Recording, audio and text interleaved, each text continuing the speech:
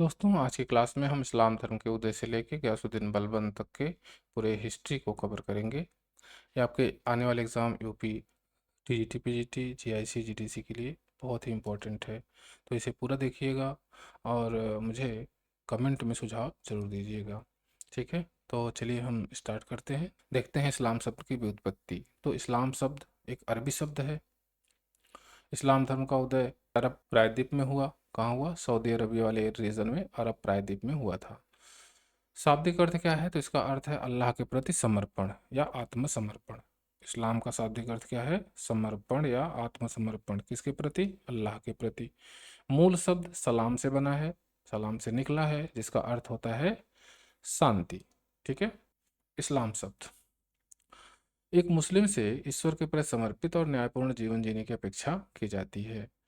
इस्लाम की पवित्र पुस्तक कुरान है, पाक कुरान जिसे कहते हैं, आप जानते हैं। प्रथम पैगंबर, तो कुरान के अनुसार मानव जाति के पहले पैगंबर थे आदम। पूरे मानव जाति के पहले पैगंबर कौन है? तो आदम है कुरान के हिसाब से। अब्राहम या इब्राहिम, इन्हें यहूदी ईसाई मुसलमान तीनों धर्मों के लोग अपना पैगंबर मानते हैं। यानी तीनों धर्म, यहूदी ईसाई और इस्लाम धर्म, ये दोनों अब्राहमिक धर्म है। क्या है? अब्राहमिक धर्म है। आगे देखें, अरब में कबीलाई संस्कृत प्रचलित थी, जो मुख्य रूप से रक्त संबंधों पर आधारित थी। 6वीं शताब्दी की बात करें तो जो सऊदी अरबिया वाला रीजन है, वहाँ कबीलाई संस्कृति थी। लोग कबीलों में रहते थे। ओके। और इनका जो मुख्य आधार था वो रक्त संबंध था, आपस में रक्त संबंधों से जुड़े हुए थे। कबीले के मुखिया को शेख कहा जाता था, जिसका चयन साहस, उदारता और बुद्धिमानी के आधार पर होता था। तो जो शेखों का चयन होता था वो वंशानुगत नहीं था, एक तरह से साहस पे, उदारता पे चुने जाते थे। ठीक है। इस्लाम से पहले बहुदेववाद प्रचलित था। कहाँ पे? सऊदी अरबिया वाले रीजन में, जो अरब वाला रीजन है, वहाँ पर बहुदेववाद का प्रचलन था। कब? इस्लाम से पहले। ठीक है। कैसे? प्रत्येक कबीले का अपना अलग अलग देवता होता था। जितने कबीले थे उतने देवता होते थे वहाँ पर। और देवी देवताओं के प्रतीकों को बुत या सनम कहा जाता था। बहुत इंपॉर्टेंट है, आपसे पूछा जा सकता है कि इस्लाम धर्म के आने से पहले जो देवी देवता थे वहाँ, उनको क्या कहा जाता था? तो बुत या सनम कहा जाता था, जिन्हें देवालयों में स्थापित किया जाता था। रेगिस्तान में रहने वाले खाना बदोश कबीलों को बद्दू या बदुइन कहा जाता था, जो ऊंटों पर निर्भर थे। ये ऊंट पालते थे, और जो है रेगिस्तान, चूंकि वहाँ पूरा रेगिस्तान है, रेगिस्तान में ऊंट बहुत अच्छे से रह लेता था, तो ऊंट पालते थे। और इनका मुख्य काम क्या था? व्यापार करना। क्यों? क्योंकि वहाँ कृषि योग्य भूमि नहीं थी। ठीक। वहाँ सब रेगिस्तान है, तो रेगिस्तान में खेती कहाँ से होगी? तो इनका मुख्य जो है, जो उद्योग था, मुख्य काम जो था, वो व्यापार करना था। ठीक है। आगे देखें तो इस साम्राज्य का विस्तार मिस्र से लेकर अफगानिस्तान तक के विशाल भूभाग पर हुआ। यानी इस्लाम धर्म का उदय हुआ, उसके बाद जो है ये धीरे धीरे बढ़ता चला गया। मिस्र, अफगानिस्तान, पूरा मध्य एशिया, इंडिया तक इसका साम्राज्य विस्तार हुआ था। इस्लामिक इतिहास जानने के पुरातात्विक स्रोतों में उजड़े हुए महल, सिक्के और शिलालेख ये प्रमुख हैं। गिनजा अभिलेख 1896 उस्ताद में है ये। यहूदी इस्लामी इतिहास की महत्वपूर्ण जानकारी प्रदान करता है। तो गिनजा अभिलेख में आपको यहूदियों के बारे में और इस्लाम के बारे में थोड़ी जानकारी मिलेगी। इतिवृत्ति या त्वारिख या तवारिख, तवारिख, तवारिख क्या है? इतिवृत्ति क्या है? तो ये है घटनाओं का कालक्रम के अनुसार वर्णन, यानी इतिहास की तरह है। ये इतिहास ही है, तवारिख जिसे कहते हैं। पैगंबर मोहम्मद के जीवन चरित्र को सीरा कहा जाता है, बहुत इंपॉर्टेंट है। उनके जीवन को लिखा गया और उसको सीरा कहा गया। हदीथ या हदीस, हदीस, हदीस क्या है? पैगंबर मोहम्मद के कथनों और उनके द्वारा किए गए कार्यों का उल्लेख है इसमें, हदीस में। ओके। आगे देखें हम तो कुरान, कुरान क्या है? तो एक पवित्र पुस्तक है इस्लाम धर्म में। इसमें कुल 114 सूरा यानी अध्याय हैं, और 30 पारा यानी खंड होते हैं। हिजरी कैलेंडर की बात करें तो यह चंद्रमा पर आधारित है, और इसमें 354 दिन होते हैं इस कैलेंडर में। ठीक है। हिजरी कैलेंडर का औपचारिक शुभारंभ खलीफा उमर के समय किया गया था। किसके समय? खलीफा उमर के समय। 1258 ईस्वी में मंगोलों यानी हलाकू द्वारा बगदाद के अंतिम अब्बासी खलीफा की हत्या के साथ खिलाफत का स्वरूप बदल गया। यानी खिलाफत जो है बगदाद से चला गया मिस्र। ठीक है। तो खलीफा वहाँ नहीं रहे। आगे देखें तो पैगंबर के उत्तराधिकारियों या प्रतिनिधियों को खलीफा कहा गया है। उनके शासन को खिलाफत कहा जाता है। तो जो मोहम्मद साहब के बाद जो उनके उत्तराधिकारी हुए उनको क्या कहा गया? खलीफा। और उनके जो शासन क्षेत्र था, उनका जो राज्य था, उसको क्या कहा गया? खिलाफत। पहले 4 खलीफाओं को रशीदुन खलीफा कहा जाता है, यानी पवित्र खलीफा कहा जाता है। अबू बकर पहले खलीफा थे जिनके समय कुरान का संकलन प्रारंभ हुआ। कुरान को जो है संकलित किया गया किसके समय? अबू बकर के समय। खलीफा उमर के समय साम्राज्य का सबसे तेज विस्तार हुआ, बहुत ज़्यादा विस्तार हो गया किसके समय? खलीफा उमर के समय। कहाँ कहाँ? ईरान, इराक, मिस्र, यरूशलेम, सबको जीत लिया गया। ठीक है, उमर के समय। हजरत उस्मान तीसरे खलीफा थे। इन्हें कुरान का मानकीकरण किया, यानी इन्होंने कुरान को छपवाया, उसकी प्रतियां बनवाई और उसको अलग अलग जगहों पर भिजवाया ताकि कुरान में कुछ बदलाव न किया जा सके। उन्होंने एक मानकीकरण कर दिया। चौथे खलीफा ये अली थे, जिन्हें शिया संप्रदाय अपना पहला और असली खलीफा मानता है। शिया संप्रदाय जो है वो अली को अपना पहला खलीफा मानता है और जो है असली खलीफा मानता है। बाकी जो 3 खलीफा हैं ऊपर, उनको शिया संप्रदाय नहीं मानता, यानी उस्मान को, उमर को और अबू बकर को खलीफा नहीं माना जाता शिया संप्रदाय में। ठीक है, सारी बातें हम कर चुके हैं। ओके। मुआविया 5वें खलीफा ने खलीफा के पद को वंशानुगत बना दिया, उमैयद वंश की नींव रखी। तो मुआविया ने क्या किया कि इसको वंशानुगत बना दिया। इसके पहले जो खलीफा हुए वो चुने गए थे, वो वंशानुगत नहीं थे। आगे देखें तो ईश्वर का मित्र इब्राहिम, इब्राहिम को ईश्वर का मित्र कहा जाता है। इब्राहिम को आप जानते हैं, इब्राहिम या अब्राहम। जो यहूदी धर्म है, ईसाई धर्म है और इस्लाम धर्म है, तीनों धर्म इब्राहिमिक धर्म माने जाते हैं और तीनों में इब्राहिम पैगंबर के रूप में माने जाते हैं। तो इब्राहिम जो है वो कौन है? ईश्वर के मित्र हैं, ऐसा माना जाता है, जो एक ईश्वरवाद के समर्थक थे। ठीक है। पैगंबर मोहम्मद साहब का जन्म 570 ईस्वी में हुआ था। इनका जन्म कहाँ हुआ था? तो सऊदी अरब के मक्का शहर में हुआ था। मक्का का भौगोलिक रूप देखें तो लाल सागर के निकट स्थित है मक्का। रेड सी है जो उसके पास में, सऊदी अरबिया में। जो मोहम्मद साहब थे वो कुरैश कबीले से थे और बानु हाशिम वंश से संबंधित थे। उस समय सऊदी अरब का समाज कबीलों में बटा हुआ था। हमने ऊपर ही देख लिया कि कई कबीलों में समाज बटा हुआ था सऊदी अरबिया का, और मुख्यतः क्या करते थे? व्यापार करते थे। खेती नहीं होती थी वहाँ पे, तो मैक्सिमम व्यापार करते थे। मोहम्मद साहब भी व्यापारी बन गए थे जन्म के कुछ दिन बाद। जब जन्म हुआ तो 2 माह बाद उनके पिता और 6 वर्ष की आयु में उनकी माता की मृत्यु हो गई। इस स्थिति में उनके दादा अब्दुल मुतालिब और उनके बाद उनके चाचा अबू तालिब ने उनका पालन पोषण किया। ज्ञान प्राप्ति से पहले उन्होंने अपने चाचा के साथ सीरिया की व्यापारी की यात्रा करी, यानी वो सीरिया गए। कब गए? ज्ञान प्राप्ति से पहले, जब उनको ज्ञान मिला उसके पहले ही। ठीक है। मोहम्मद साहब ने खदीजा नामक एक धनी व्यापारिक महिला से विवाह किया।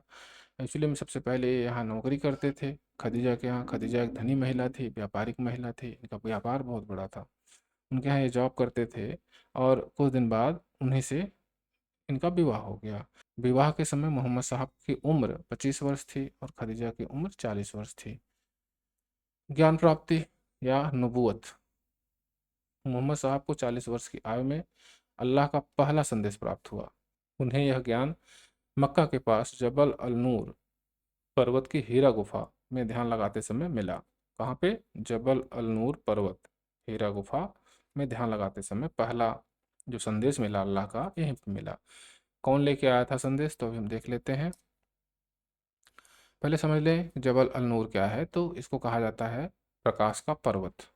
ठीक है। इसी में एक गुफा थी, हीरा की गुफा, यहीं पर मोहम्मद साहब ध्यान लगाते थे। फरिश्ता जिब्रील आया, यही संदेश लेके आया। और यह जो है अल्लाह का संदेश मोहम्मद साहब तक फरिश्ते जिब्रील यानी गैब्रियल के माध्यम से पहुंचा था। यानी जो है ये जो फरिश्ता थे गैब्रियल, इन्होंने ही पहला संदेश मोहम्मद साहब को दिया। ओके। कहाँ दिया? तो हीरा की गुफा में। संदेशवाहक जिब्रील के बारे में समझ लें तो जिब्रील का मुख्य कार्य था ईश्वर का संदेश पैगंबरों तक पहुंचाना। क्या काम था? ईश्वर का संदेश किसके? पैगंबरों तक पहुंचाना, यानी कई पैगंबर हुए। अच्छा, जिब्रील जो है शक्ति के प्रतीक थे। तीनों अब्राहमिक धर्म, यहूदी, ईसाई और इस्लाम में जिब्रील को ईश्वर की शक्ति का प्रतीक माना जाता है।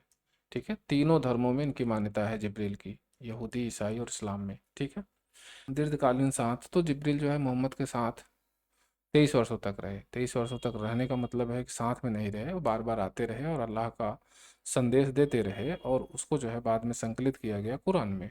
ठीक है, आगे हम देखें तो प्रथम महिला अनुयायी, तो इस्लाम को स्वीकार करने वाली पहली महिला थी खदीजा, मोहम्मद साहब की पत्नी। प्रथम पुरुष अनुयायी, तो पुरुषों में सबसे पहले उनके मित्र अबू बकर ने इस्लाम को अपनाया था। अबू बकर, याद रखिएगा, ये पूछा जाता है। उपदेशों का संकलन, तो पैगंबर मोहम्मद साहब को हीरा की गुफा में जिब्रील जब संदेश देते थे तो वह जो है उनको क्या कहते थे, अपने मित्रों साथियों को बताते थे। क्यों बताते थे?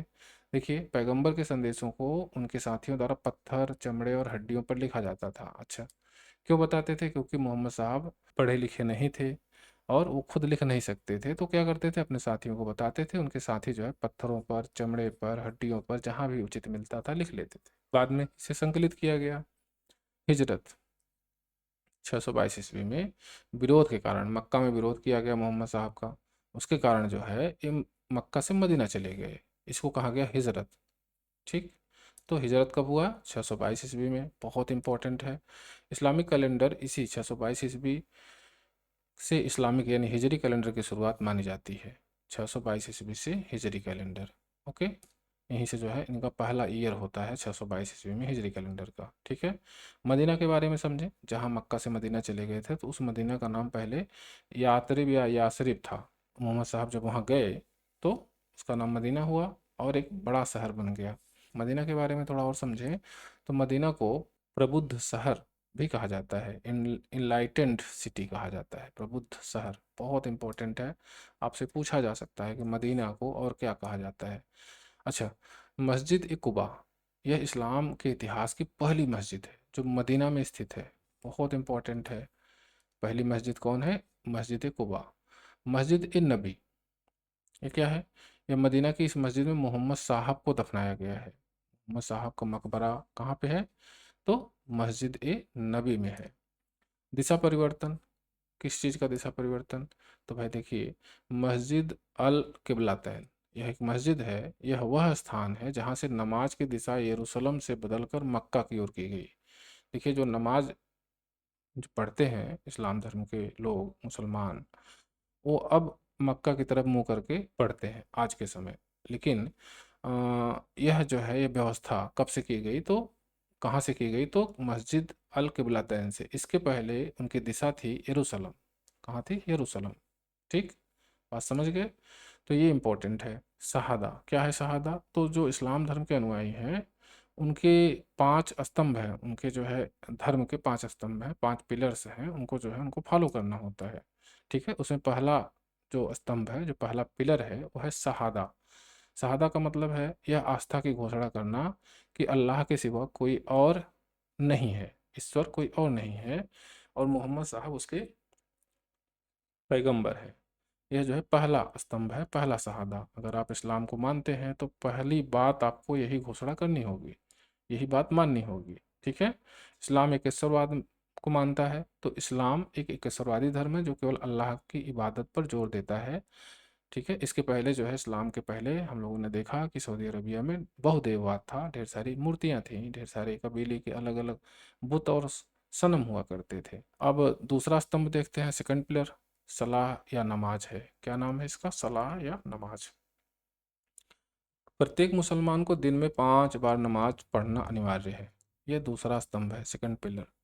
अच्छा, आगे देखें तो नमाजों का समय, जो सेकंड पिलर है ना, दूसरा जो जो स्तंभ है उसमें नमाज है, और नमाज 5 बार पढ़ना है। तो कब कब और क्या नाम है? तो सुबह का फज्र, दोपहर का जोहर, शाम का अस्त्र, सूर्यास्त का मगरिब, और रात में ईशा की नमाज होती है। तो 5 बार नमाज अदा करना होता है। ओके, जक़ात, ये तीसरा स्तंभ है।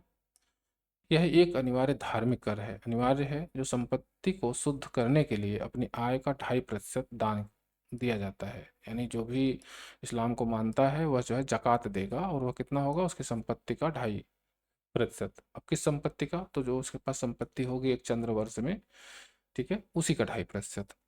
सौम या रोज़ा, यह चौथा स्तंभ है। प्रत्येक मुसलमान को रोज़ा रखना होता है, इसको सौम कहते हैं। ठीक है। और यह कब रखा जाता है? तो रमजान के पवित्र महीने में सूर्योदय और सूर्यास्त के उपवास का उपवास रखना अनिवार्य है, यानी सूर्योदय के बाद और सूर्यास्त से पहले तक का उपवास, ठीक है, उसे हम रोज़ा या सौम कहते हैं। पांचवा स्तंभ हज होता है। प्रत्येक मुसलमान से यह अपेक्षा की जाती है कि वो मक्का की तीर्थ यात्रा करे। ठीक है, यह अपेक्षा की जाती है। ओके, तो 5 स्तंभों को फॉलो करना होता है एक इस्लाम धर्म के अनुयायी को। इहराम बहुत इंपॉर्टेंट है, और है क्या ये? तो जब हज की यात्रा करते हैं, जब हज करने जाते हैं और मक्का में जाते हैं, तो मक्का मस्जिद में जाने से पहले केवल हज के दौरान पहनी जाने वाली 2 बिना सिली सफ़ेद चादरों की अवस्था को इहराम कहते हैं। उनके पास केवल 2 चादर होती है, बाकी सभी चीज़ें निकाल दी जाती हैं। 2 चादर, और चादर वो सफ़ेद होती है, इसी को क्या कहा जाता है? इहराम। समझ रहे हैं? आगे देखें तो अस्वीकार्य सिद्धांत। तो इस्लाम धर्म में क्या स्वीकार्य नहीं है? तो इस्लाम में क्या है? मूर्ति पूजा को स्वीकार नहीं करते हैं, नहीं मानते हैं, मूर्ति पूजा नहीं करते हैं, अवतारवाद नहीं मानते हैं, और पुनर्जन्म को भी नहीं मानते हैं, यानी फिर से जन्म होगा इसके बाद इस्लाम में नहीं मानी जाती। अवतारवाद को भी नहीं मानते, मूर्ति पूजा को भी नहीं मानते। जाति व्यवस्था का अभाव। तो इस्लाम में परंपरागत जाति व्यवस्था का स्थान नहीं है, यानी जो है इस्लाम में जाति व्यवस्था तो नहीं है। इंडिया में आके कुछ जाति व्यवस्था की टाइप की व्यवस्थाएं मिलने लगती हैं, वो अलग बात है, लेकिन मूल रूप से इस्लाम में जाति व्यवस्था नहीं है। धर्म और राज्य। तो इस्लाम में धर्म की संकल्पना पहले आई, राज्य का निर्माण बाद में हुआ। पहले इस्लाम आया, मोहम्मद साहब ने पहले इस्लाम का प्रचार किया, उसके बाद उन्होंने राज्य बनाया। ठीक है, तो पहले धर्म आया फिर राज्य आया। दोहरी भूमिका। मोहम्मद साहब इस्लाम के धार्मिक गुरु और राजनीतिक गुरु दोनों हैं, इस बात को जानते रहिए। धार्मिक गुरु तो हैं, प्लस राजनीतिक गुरु भी मोहम्मद साहब ही हैं। शरीयत, यह क्या है? तो इस्लाम का ईश्वरी कानून है। क्या है? एक कानून है, एक लॉ है, जिसका अर्थ है सही मार्ग। शरीयत का मतलब क्या है? सही मार्ग। अच्छा, शरीयत के आधार क्या है? तो शरीयत का आधार है कुरान, हदीस, इज्मा, कयास और भी चीज़ें, इनकी व्याख्याएं हैं शरीयत। ओके। कानूनी विचारधाराएं। शरीयत की व्याख्या के आधार पर 4 प्रमुख पंथ बने। ओके, कौन कौन? मालकपंथी, सफ़ीपंथी, हनबलपंथी और हनफीपंथी। हफीपंथी लिखा है, ये हनफीपंथी है। 4 पंथ बने। ठीक है, और इसमें हनफीपंथी जो है, इसी विचारधारा को भारत में लागू किया गया। भारत में लागू किया गया, और इसी में जिम्मी का दर्जा देने की व्यवस्था की गई हनफीपंथी में। जो सिंध में पहले जिम्मी का दर्जा दिया गया, बाद में जो है और जगहों पर। ठीक है, आगे देखते हैं। 712 ईस्वी में मोहम्मद बिन कासिम ने भारत के सिंध प्रांत पर सफल आक्रमण किया। इसके पहले जो है भारत पर आक्रमण हुए थे मुंबई थाने में, ठीक, लेकिन वो असफल था। सफल आक्रमण सबसे पहला कब किया गया? 712 ईस्वी में। किसने किया? मोहम्मद बिन कासिम ने। कहाँ से किया? तो अरब से किया, अरबी था, तो पहला अरब आक्रमण मोहम्मद बिन कासिम ने किया, और सिंध पर किया था। सिंध आक्रमण के समय अल वालिद खलीफा थे, और हज्जाज बिन यूसुफ ईरान के गवर्नर थे, तो ईरान से ही इसने आक्रमण किया था मोहम्मद बिन कासिम ने। अल वालिद खलीफा थे, मिस्र के खलीफा थे। आगे देखें तो आक्रमण का मुख्य कारण देवल बंदरगाह पर समुद्री डाकुओं द्वारा जहाज़ों को लूट लिया गया, और राजा दाहिर द्वारा कार्यवाही न करना। तो जो देवल बंदरगाह था वो सिंध प्रांत का बंदरगाह था, और राजा दाहिर के अंतर्गत आता था। जहाज श्रीलंका से आ रहे थे, और जहाज किसके थे? खलीफा अल वालिद के और हज्जाज बिन यूसुफ के, और उसको देवल में लूट लिया गया, देवल के डाकुओं द्वारा लूट लिया गया। हज्जाज ने कहा दाहिर से कि आप जो है कार्यवाही करिए, वो वापस करिए। तो राजा दाहिर ने कहा कि हम कर कार्यवाही नहीं कर सकते, हम सक्षम नहीं हैं। अब यह बात जो है हज्जाज बिन यूसुफ को और अल वालिद को ठीक नहीं लगी, तो उसने जो है मोहम्मद बिन कासिम को भेज दिया। ठीक है, तो यह तात्कालिक कारण है सिंध पर आक्रमण करने का, जहाज़ों को लूटा जाना। तो सबसे पहले देवल पर आक्रमण किया गया, ठीक, वहीं पर जजिया भी लगाया गया। रावर के युद्ध में सिंध के राजा दाहिर वीरतापूर्वक लड़ते हुए मारे गए। ओके। चचनामा सिंध विजय का विस्तृत विवरण देने वाली प्रमुख फारसी ग्रंथ है। कौन? चचनामा। मोहम्मद बिन कासिम ने भारत में पहली बार सिंध क्षेत्र में जजिया लगाया था। सिंध के देवल में लगाया था। देवल को पहले जीता गया था, तो इसलिए देवल कह सकते हैं। गैर मुस्लिम जनता को जिम्मी यानी संरक्षित जनता का दर्जा दिया गया, जिन्हें अपने धर्म के पालन की स्वतंत्रता दी गई। कहाँ की बात हो रही है? सिंध की बात हो रही है। सिंध को जब जीता गया तो वहाँ समस्या ये हो गई कि जो हिंदू जनता है, जो जैन है, जो बौद्धिस्ट हैं, जो ईसाई हैं, यहूदी हैं, उनको जो है क्या किया जाए उनका, क्योंकि इस्लाम में गैर मुस्लिम को रहने की व्यवस्था नहीं थी। तो हमने अभी ऊपर बताया आपको कि हनफी पंथी में यह व्यवस्था की गई कि भाई ठीक है, रहने दिया जाए, बस उन्हें जिम्मी का दर्जा दिया जाए, यानी संरक्षित जनता का दर्जा दिया जाए, और तब रहने दिया जाए जब वो जजिया दें, जजिया टैक्स दें। तो इस हिसाब से उनको रहने दिया गया और जिम्मी कहा गया। अरबों के माध्यम से भारतीय ज्ञान जैसे ब्रह्म सिद्धांत, पंचतंत्र का अरबी में अनुवाद किया गया, और भारतीय गणित और शून्य का ज्ञान अरबों के माध्यम से बगदाद फिर यूरोप पहुंचा। तो अरबों के आक्रमण से क्या हुआ? शून्य का ज्ञान कहाँ चला गया? बगदाद। और बगदाद से कहाँ चला गया? यूरोप। और यूरोप के बाद ये जो है अलग ढंग से पूरा एक नंबर्स बन के आया, जिसे आज भी हम फॉलो करते हैं। कश्मीर के ललितादित्य मुक्तापीठ और गुर्जर प्रतिहार शासक नागभट्ट प्रथम ने अरबों को सिंध से आगे बढ़ने से रोका। तो यहाँ से दो क्वेश्चन बन सकते हैं। पहली बात तो मोहम्मद बिन कासिम का समकालीन कौन था? तो ललितादित्य मुक्तापीठ थे और नागभट्ट प्रथम थे। दूसरी बात कि इन्होंने मोहम्मद बिन कासिम को कश्मीर की तरफ बढ़ने नहीं दिया, और गुर्जर प्रतिहार शासकों ने गुजरात की तरफ बढ़ने नहीं दिया। ठीक है, जिससे कि मुल्तान तक जीत के ही रह गया, वापस चला गया। ओके। अब तुर्क, मूलतः तुर्कों की बात करें, तुर्क आक्रमण जो हुआ था, तो तुर्क ये कहाँ के थे? तो मध्य एशिया की खानाबदोश जनजातियां थी ये। 9वीं 10वीं शताब्दी में इस्लाम को स्वीकार कर लिया था तुर्कों ने। अब हम बात करें तो गजनी साम्राज्य यानी अलप्तगिन। अलप्तगिन ने गजनी में एक स्वतंत्र तुर्की राज्य की स्थापना की। गजनी राज्य की स्थापना किसने की थी? तो अलप्तगिन ने की थी। ओके। सुबुक्तगिन तो अलप्तगिन का दामाद था और पहला तुर्क शासक था जिसने भारत पर आक्रमण किया। बहुत इंपॉर्टेंट है। भारत पर पहला आक्रमण करने वाला तुर्क कौन है? तो सुबुक्तगिन है। भारत पर आक्रमण करने वाला पहला अरबी कौन है? तो मोहम्मद बिन कासिम है। और तुर्क कौन है? तो सुबुक्तगिन है। ठीक है। सुबुक्तगिन ने 986 ईस्वी में हिंदू शाही शासक जयपाल पर आक्रमण किया और उन्हें पराजित किया। किसको? राजा जयपाल को। हालांकि जयपाल ने इसके बाद एक संघ बनाया था, संघ सफल नहीं हुआ कई राजाओं को मिला के। ठीक है, ये क्वेश्चन पूछा गया है। आगे देखें तो सुबुक्तगिन की मृत्यु के बाद उसका पुत्र महमूद गजनवी अपने भाई इस्माइल को हराकर 999 ईस्वी में गद्दी पर बैठा। कौन? महमूद गजनवी। बहुत इंपॉर्टेंट है। आइए इनके बारे में समझते हैं। तो महमूद गजनवी सुल्तान की उपाधि धारण करने वाला पहला शासक माना जाता है। खलीफा अल कादिर बिल्लाह ने उसे यामिन उद्दौला यानी साम्राज्य का दाहिना हाथ और अमीन उन मिल्लत यानी धर्म का रक्षक की उपाधियां दी। ध्यान दीजिएगा कि खलीफा अल कादिर बिल्लाह ने महमूद गजनवी को सुल्तान की उपाधि नहीं दी थी। सुल्तान की उपाधि नहीं दी थी, सुल्तान की उपाधि इसने स्वयं ले ली थी। यामिन उद दौला की उपाधि दी थी, अमीन उल मिल्लत की उपाधि दी थी। ये बात जानते रहिए। ठीक है। महमूद के आक्रमणों का मुख्य उद्देश्य भारत की अपार धन संपदा को लूटना। तो आपको मालूम है कि महमूद गजनवी ने भारत पर कुल 17 बार आक्रमण किए, और उद्देश्य क्या था? धन संपदा लूटना। सेकेंडरी उद्देश्य की बात करें तो इस्लाम धर्म का प्रचार करना। ऐसा खुद महमूद गजनवी कहता था अपने सैनिकों को कि हम इस्लाम धर्म का प्रचार करने जा रहे हैं। लेकिन ये केवल उत्साह बढ़ाने के लिए था। मुख्य उद्देश्य था धन संपदा लूटना, भारत की धन। ओके। वह स्वयं को बुद्ध सिकन यानी मूर्ति भंजक के रूप में प्रस्तुत करना चाहता था। कौन? मोहम्मद गजनवी।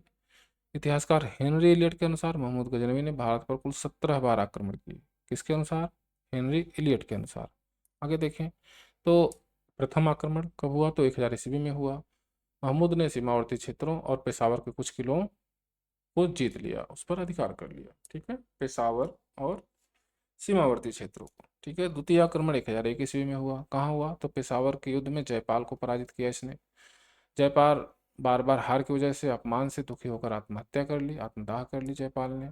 चतुर्थ आक्रमण 1006 ईस्वी में हुआ। मुल्तान के सिया शासक अब्दुल फतेह दाऊद पर हमला किया गया। ठीक है। और वहाँ पर जयपाल के पोते सुखपाल को इस्लाम स्वीकार कर लिया था उसने, उसका नाम हो गया नौसा शाह। तो उसको मुल्तान का गवर्नर बना दिया गया। तो जो है हम कुछ आक्रमण देखेंगे, सारे आक्रमण नहीं देखेंगे, बहुत ज़रूरी नहीं है। जो इम्पोर्टेंट है उसी को तो पांचवा आक्रमण 1007 ईस्वी में हुआ, सुखपाल पर हुआ, नौसा शाह पर। हुआ क्या था कि सुखपाल ने जो है इस्लाम धर्म ग्रहण किया और उसका नाम नौसा शाह रखा गया और उसको मुल्तान का गवर्नर बना दिया गया। लेकिन कुछ ही समय बाद सुखपाल ने इस्लाम धर्म को छोड़ दिया और विद्रोह कर दिया। तो पांचवा आक्रमण मोहम्मद गजनवी ने मुल्तान पर फिर से किया था। ओके, आगे देखें तो खस्ट आक्रमण यानी छठा आक्रमण 1008-9 ईस्वी में किया गया। वही हिंद यानी छाछ में किया गया। और किसके खिलाफ किया गया? तो आनंद पाल के खिलाफ किया गया। आनंद पाल ने एक जो है भारतीय संघ बनाया था, उसके विरुद्ध किया गया था और इसमें जो है आनंद पाल पराजित हुए थे। इस युद्ध में खोखर जनजातियों ने राजपूतों के साथ मिलकर महमूद की सेना का वीरता से मुकाबला किया, लेकिन अंत में ये हार गए। सप्तम यानी सातवां आक्रमण 1009 ईस्वी में हिमाचल के नगरकोट यानी नागरकोट जो किला था, कांगड़ा किला, उसमें ज्वालामुखी मंदिर को लूट लिया गया। यह पहली बड़ी मंदिर लूट थी। आपसे पूछा जा सकता है। तो नागरकोट, नागरकोट का किला है कहाँ है? हिमाचल प्रदेश में है। ये सातवां आक्रमण था। आगे देखें तो थानेश्वर का आक्रमण कब किया गया? 1014 ईस्वी में। यहाँ चक्रस्वामी मंदिर को लूटा और विष्णु की मूर्ति को गजनी ले गया। तो जो चक्रस्वामी मंदिर में जो विष्णु की मूर्ति थी, इसको गजनी ले जाया गया यहाँ से। थानेश्वर की लूट बहुत इंपॉर्टेंट है। महमूद ने कश्मीर के लोह कोट किले को जीतने का असफल प्रयास किया, लेकिन ये जीत नहीं पाया क्योंकि बहुत ज़्यादा ठंडी थी और आगे नहीं बढ़ पाया। बरावा आक्रमण 1018-19 में होता है। बहुत इंपॉर्टेंट है बरावा आक्रमण। क्यों इंपॉर्टेंट है? पहली बार उत्तर भारत के गंगा क्षेत्र में प्रवेश कर बुलंदशहर, बरन पर आक्रमण किया। तो उत्तर भारत में कब आक्रमण हुआ? तो 1018-19 में। यह 12वां आक्रमण था मोहम्मद गजनबी का। उत्तर भारत समझ रहे हैं ना? यूपी वाला एरिया, बुलंदशहर, बरन, मथुरा, वृंदावन, इन वाले एरिया में। तो मथुरा और वृंदावन के भव्य मंदिरों को नष्ट कर महमूद ने अपार स्वर्ण और रत्न लूटे। पूरे मंदिरों को तोड़ दिया गया और ढेर सारे सोना चांदी सब सारी चीजें ले गया यहाँ से। कन्नौज अभियान तो प्रतिहार शासक राज्यपाल बिना लड़े ही राजधानी छोड़कर भाग गया। इसके बाद जो है मथुरा को लूटने के बाद कन्नौज अभियान किया गया। तो वहाँ का शासक कौन था? राज्यपाल। ये जो है छोड़कर भाग गया राजधानी। ठीक है। कालिंजर के चंदेल शासक विद्याधर ने कायरता के लिए कन्नौज के राज्यपाल की हत्या कर दी। तो विद्याधर ने क्या किया कि राज्यपाल की हत्या कर दी थी बाद में, क्योंकि यह कन्नौज छोड़ के भाग गया था। अब विद्याधर कौन है? चंदेल शासक हैं। विद्याधर एकमात्र भारतीय शासक थे जिसे महमूद पूरी तरह पराजित नहीं कर सका। समझ रहे हैं? विद्याधर की सेना आमने सामने खड़ी थी महमूद की सेना, और युद्ध नहीं हो सका। इस वजह से विद्याधर जो है ये पराजित नहीं माने गए, और ये पराजित नहीं है, एकमात्र शासक है भारतीय शासक जिन्हें महमूद गजनवी पराजित नहीं कर सका। आगे नेक्स्ट देखें तो 16वां आक्रमण 1025 ईस्वी में किया गया। गुजरात के सोमनाथ मंदिर पर किया गया। यह सबसे प्रसिद्ध हमला था। इसमें बहुत लोगों को मार दिया गया और ढेर सारी धन संपदा लूट के ले गया। सोमनाथ आक्रमण के समय गुजरात का शासक भीम प्रथम सोलंकी यह युद्ध छोड़कर भाग गया। ठीक है, कौन था? भीम प्रथम सोलंकी। जानते रहिए इनके बारे में। सोमनाथ से लूटे गए एक शिवलिंग के टुकड़ों को गजनी की जामी मस्जिद की सीढ़ियों में लगवाया गया। ओके, यह भी जानते रहिए। 17वां आक्रमण 1027 ईस्वी में किया गया। और सोमनाथ से लौटते समय परेशान करने वाले जाटों के विरुद्ध अंतिम अभियान था। ये 17वां आक्रमण था 1027 में। अंतिम अभियान किसके खिलाफ था? तो जाटों के खिलाफ था। मोहम्मद गजनवी की मृत्यु 1030 ईस्वी में हो गई। ओके, आगे थोड़ा देखें तो महमूद की सेना में कौन कौन थे? तो तुर्क थे, अफगान थे, खिलजी थे। ये तो आप जानते हैं। इंपॉर्टेंट क्या है? भारतीय सैनिक भी थे। कुछ भारतीय सैनिक भी थे जैसे तिलक और सेवंत राय या सेवंत राय। ये भारतीय जो है महमूद की सेना में उच्च पदों पर आसीन थे। समझ रहे हैं? तो भारतीय भी थे। ऐसे ऑप्शंस आ जाते हैं तो आप जानते रहिए। महमूद ने भारत में केवल पंजाब को अपने प्रत्यक्ष साम्राज्य में मिलाया, लाहौर को प्रशासनिक केंद्र बनाया। तो बाकी एरिया को केवल जीता, लूटा और चला गया, अपने साम्राज्य में नहीं मिलाया था। उत्तर भारत वाला एरिया, गुजरात वाला एरिया, कुछ भी। अच्छा, उसके आक्रमणों ने भविष्य के मुस्लिम आक्रमणकारियों जैसे मोहम्मद गोरी के लिए एक मार्ग प्रशस्त कर दिया। उसको देखा देखी जो है आगे मोहम्मद गोरी ने भी आक्रमण किया। ठीक है।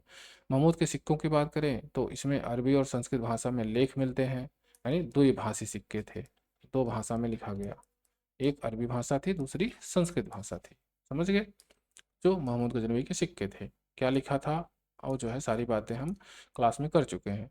गजनी साम्राज्य का विस्तार कैस्पियन सागर से लेकर पंजाब तक था। कहाँ से? कैस्पियन सागर बहुत बड़ा, और पंजाब तक यानी भारत तक था। उसने अपनी जीत को जिहाद का नाम दिया। धर्म युद्ध का नाम दिया तो जिहाद का नाम आ जाएगा, सैनिकों को उत्साहित करने के लिए, ताकि सैनिकों को प्रोत्साहित किया जा सके, वही बात। लेकिन मेन उद्देश्य क्या था? धन लूटना। ओके, धन लूटना। महमूद की रणनीति तेज तर्रार घुड़सवारों पर आधारित थी। इसके पास जो सेना में तेज तर्रार घुड़सवार थे, और तेजी से आता था, लूटता था और चला जाता था। ओके, अल बरूनी महमूद गजनवी के साथ भारत आया, जिसने किताबुल हिंद लिखी। आप इनके बारे में जानते हैं, हम सारी बातें कर चुके हैं। भारत में 13 वर्ष रहे ये अल बरूनी, और इन्होंने भारत में संस्कृत सीखी, वेदों का अध्ययन किया, बहुत कुछ सीखा, और भारत के बारे में बहुत कुछ लिखा भी है। ठीक है, किसमें? किताबुल हिंद में। ओके, आइए देखते हैं गजनवी के इतिहासकार उतबी। तो गजनवी का जो है जो दरबारी इतिहासकार था वो कौन था? उतबी। और उसने क्या लिखा? तारीख यामिनी। इसीलिए इसको जो है यामिनी वंश का भी माना जाता है। मोहम्मद गजनवी को तारीख यामिनी, यामिन उद दौला की उपाधि मिली थी, इसीलिए इस किताब का नाम तारीख यामिनी है। बैहकी को इतिहासकार लेन पुल ने पूर्वी पेप्स का कहा है, पूर्वी पेप्स की उपाधि दी है। किसको? बैहकी को। महमूद गजनवी के दरबारी कवि फिरदौसी थे। ये भी जो है दरबारी कवि थे, और इन्होंने शाहनामा लिखी। ये सब बातें हम कर चुके हैं। ओके, आगे देखते हैं। 11वीं सदी में भारत राजनीतिक रूप से बिखरा हुआ था, और किसी केंद्रीय शक्ति का अभाव था। कब? 11वीं शताब्दी की बात हो रही है। उत्तर पश्चिम में हिंदुशाही वंश एक सुरक्षा दीवार की तरह खड़ा था, अभी भी। ओके, कश्मीर में रानी दिद्दा थी। बाद में संग्राम राज का शासन आया, जब मोहम्मद गोरी ने आक्रमण किया था, तब की बात मैं बता रहा हूँ यहाँ पे। कन्नौज में गुर्जर प्रतिहार वंश का पतन हो रहा था। बंगाल में पाल वंश के शासक महिपाल प्रथम थे, और मालवा में विद्वान राजा भोज परमार का शासन था, मालवा में। अच्छा, दक्षिण भारत में चोल शासक राजराज प्रथम और राजेंद्र प्रथम अत्यंत शक्तिशाली थे। गुजरात में चालुक्य यानी सोलंकी वंश, और बुंदेलखंड में चंदेल शासकों का प्रभाव था। ओके, आगे देखें। उसी समय मोहम्मद गोरी ने आक्रमण किया। तो मोहम्मद गोरी का वास्तविक नाम क्या था? मुजिद्दीन मोहम्मद गोरी बिन साम। वह जो है अफगानिस्तान के गोर कबीले से संबंधित था। मोहम्मद गोरी 1173 ईस्वी में गजनी का शासक बना। गोरी को गुरिद वंश या संसबनी वंश के नाम से भी जाना जाता है। तो गोरी ने जिस वंश की स्थापना की उसे गुरीद या संसबनी वंश कहा जाता है। गोरी के पूर्वज अलाउद्दीन हुसैन को जहां सोज यानी विश्व को जलाने वाला कहा जाता है। क्यों कहा जाता है? उसने जो है गजनी शहर को जलाकर नष्ट कर दिया। जहां से महमूद गजनी आया था, वहां उस शहर को पूरी तरह से जलाकर नष्ट कर दिया। ओके, और कब्रों को उखाड़ दिया, महमूद गजनवी की कब्र को छोड़ के बाकी कब्रों। मोहम्मद गोरी ने भारत पर आक्रमण करने के लिए गोमल या बोलन दर्रों का उपयोग किया, जबकि महमूद गजनवी ने खैबर दर्रे का उपयोग किया था। तो कौन किस दर्रे से आया था, यहाँ पर लिखा हुआ है। आगे देखते हैं। गोरी का भारत पर आक्रमण करने का मुख्य उद्देश्य साम्राज्य की स्थापना करना था, न कि केवल धन लूटना। मोहम्मद गजनवी केवल धन लूटने आया था, लेकिन गोरी क्या करने आया था? वो साम्राज्य की स्थापना करने आया था। ओके, गोरी और उसके भाई गयासुद्दीन के बीच समझौता हुआ था कि गयासुद्दीन पश्चिम की ओर और गोरी पूर्व यानी भारत की ओर विस्तार करेगा, साम्राज्य विस्तार करेगा। तो सिंपल सी बात है कि गोरी का जो उद्देश्य था वो था भारत यानी दिल्ली को जीतना और साम्राज्य विस्तार करना, न कि धन लूटना। भारत पर गोरी का पहला आक्रमण 1175 ईस्वी में मुल्तान पर हुआ था। पूछा जा सकता है आपसे, पहला आक्रमण कहाँ हुआ था? तो मुल्तान पर हुआ था। मुल्तान में उसने करमाती या किरमिती मुसलमानों के शासन को समाप्त कर अधिकार कर लिया। तो मुल्तान में जो है मुसलमान ही शासन कर रहे थे, लेकिन वो किरमिती या करमाती संप्रदाय से संबंधित थे। ओके, 1176 ईस्वी में उसने उच्च के किले पर अधिकार कर लिया। आगे देखें तो 1178 ईस्वी में मोहम्मद गोरी को भारत में पहली बड़ी हार का सामना करना पड़ा। बहुत बड़ी हार, पहली हार। कब? 1178 में। कहाँ? गुजरात के कायदरा या कायदारा में युद्ध हुआ। उसमें जो है चालुक्य के शासक मूलराज द्वितीय थे, यानी भीम द्वितीय थे। भीम द्वितीय ने मोहम्मद गोरी को पूरी तरह पराजित किया। और इस भीम द्वितीय के साथ इनकी माता थी नायिका देवी, ये भी जो है साथ में थी। इनका नाम याद रखिएगा, पूछा जाता है कि शासिका कौन थी। तो नायिका देवी थी। एक्चुअली में भीम द्वितीय जो है ये अल्पवयस्क थे, नायिका देवी ने सारी कमान संभाली थी, तो इसलिए नायिका देवी को याद रखना बहुत जरूरी है। गोरी ने पेशावर पर अधिकार कर लिया। 1185 ईस्वी में उसने सियालकोट पर विजय प्राप्त की। 1186 ईस्वी में उसने लाहौर के अंतिम गजनवी शासक खुसरो मलिक को पराजित किया। और पंजाब पर अधिकार कर लिया पूरी तरह से। ठीक है, तो अंतिम शासक जो गजनी वंश का था खुसरो मलिक पंजाब में, उसको हरा दिया मोहम्मद गोरी ने। आगे देखें तो तराइन के युद्ध का तात्कालिक कारण, तो तराइन में दो युद्ध हुए थे। जो प्रथम युद्ध हुआ था वो 1191 में हुआ था, लेकिन जो तात्कालिक कारण था उस युद्ध का वो था भटिंडा, यानी तबर हिंद। तबर हिंद क्यों कारण था, तो देखिए तबर हिंद भटिंडा जो था ये पृथ्वीराज चौहान के अधिकार क्षेत्र में था। किसके? पृथ्वीराज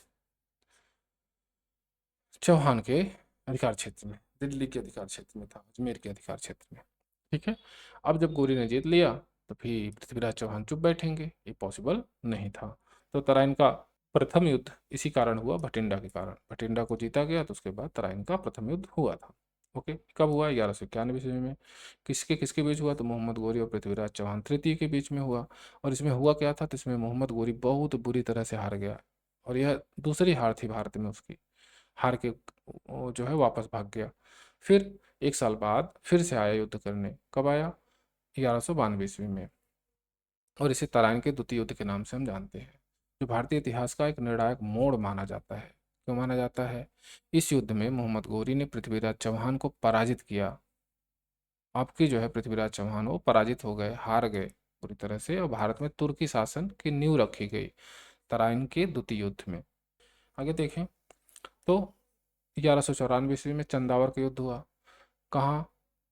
कन्नौज के आसपास के एरिया में चंदावर है, इटावा के आसपास के एरिया में। और वहाँ के शासक कौन थे? तो राजा जयचंद थे।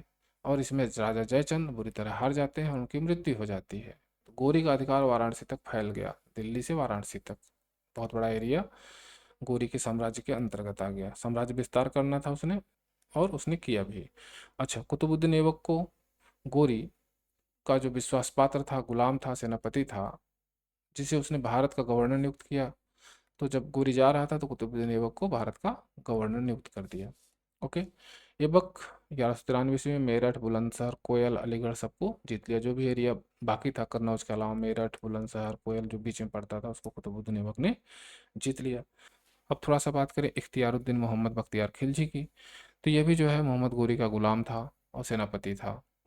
ठीक है, जिसने बिहार और बंगाल पर विजय प्राप्त की। तो इसने एक अलग से व्यवस्था बनाई और ये बिहार की तरफ निकल पड़ा, बिहार को जीता और बंगाल को जीता। यह भी जो है गोरी का ही गुलाम था। बख्तियार खिलजी ने नालंदा, विक्रमशिला जैसे महाविद्यालयों को नष्ट कर दिया, महाविश्वविद्यालयों को नष्ट कर दिया। बहुत इंपॉर्टेंट है। किसने किया? बख्तियार खिलजी ने। बंगाल विजय के समय वहाँ जो है सेन वंश के शासक लक्ष्मण सेन थे, जो कि भाग गए। बख्तियार खिलजी को आते जान के ये भाग गया। कौन? लक्ष्मण सेन, बंगाल का। और आराम से जो है बख्तियार खिलजी ने बंगाल पर कब्जा कर लिया।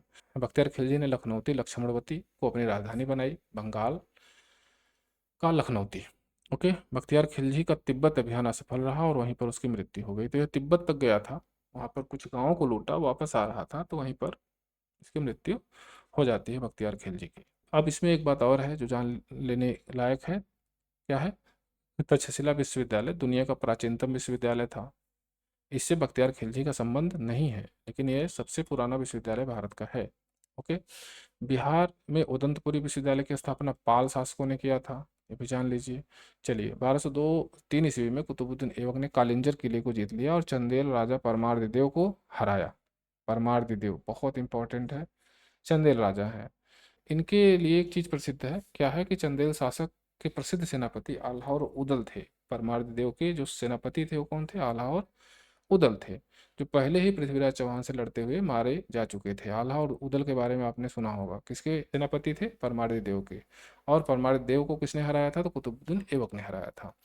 आगे देखें तो मोहम्मद गोरी ने भारत में इक्ता प्रणाली की शुरुआत की, जिसका पहला इक्ता उसने कुतुबुद्दीन ऐबक को दिया। तो भारत में एकता प्रणाली की शुरुआत किसने की? मोहम्मद गोरी ने की। और यह एकता सबसे पहले किसको मिली? तो कुतुबुद्दीन ऐबक को मिली। आगे देखें तो गोरी ने ऐसे सिक्के चलाए जिन पर एक और देवी लक्ष्मी की आकृति, दूसरी ओर नंदी का अंकन था। ओके, तो ये भी जानते रहिए। इन सिक्कों पर देवनागरी लिपि में मोहम्मद बिन साम अंकित था। ऐबक द्वारा जारी किए गए इन सिक्कों को देहलीवाल सिक्का कहा गया। सॉरी, यहाँ ऐबक लिख दिया गया, यहाँ गोरी है। गोरी द्वारा जारी किए गए इन सिक्कों को देहलीवाल सिक्का कहा गया। हम इसके बारे में डिटेल बात कर चुके हैं। इन सिक्कों के बारे में।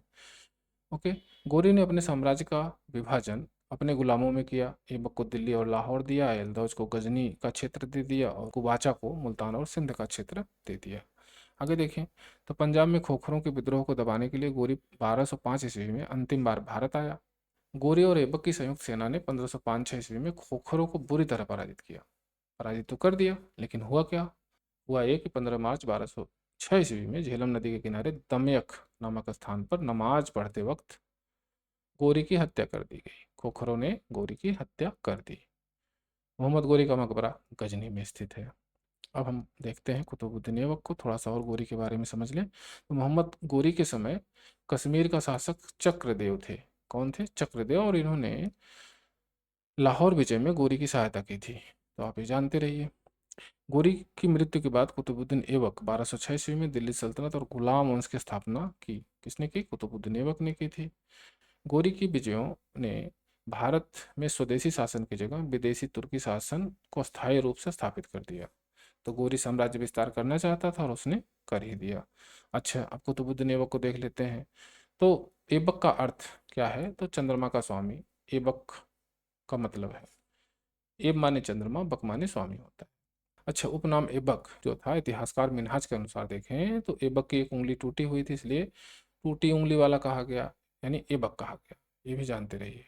मूल निवास स्थान और जन्म। ऐबक का मूल निवास स्थान कहाँ था? तो ऐबक एक तुर्क जनजाति से संबंधित था और उसका जन्म फारस के निसापुर में हुआ था। कहाँ हुआ था? फारस के निसापुर में। प्रारंभिक शिक्षा कहाँ हुई थी ऐबक की? तो निसापुर के काजी अब्दुल अजीज कूफी ने उसे खरीदा और अपने बेटों की तरह तीरंदाजी, घुड़सवारी, कुरान की शिक्षा दी थी। किसने दी थी?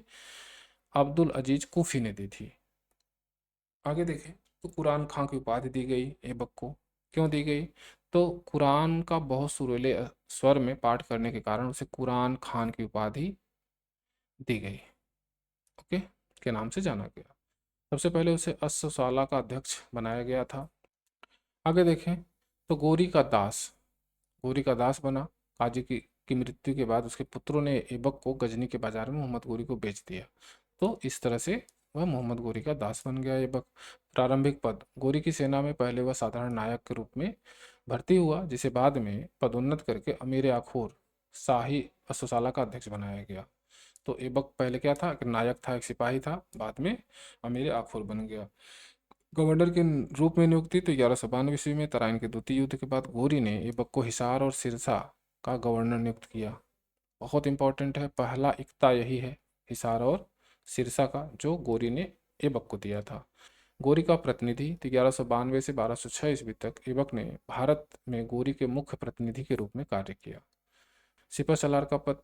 ऐबक ने कभी भी सुल्तान की उपाधि धारण नहीं की, केवल मलिक सिपह सलार के पदों तक ही सीमित रहा। तो उसने कभी सुल्तान की उपाधि नहीं धारण की ऐबक ने। अच्छा, खुतबा और सिक्के। तो उसने अपने नाम का न तो खुतबा पढ़वाया और न ही कोई सिक्का जारी किया। तो ऐबक का न ही कोई सिक्का है, न ही उसने अपने नाम का खुतबा पढ़वाया। और वो सुल्तान भी नहीं था, केवल मलिक था। दास्ता से मुक्ति कब मिली ऐबक को? तो 1208 ईस्वी में मिली। कैसे मिली? तो गोरी के उत्तराधिकारी गयासुद्दीन महमूद ने ऐबक को दास मुक्ति प्रमाण पत्र देकर स्वतंत्र कर दिया। ठीक है, 1208 में। कहाँ का? तो गजनी का, गयासुद्दीन महमूद। ओके।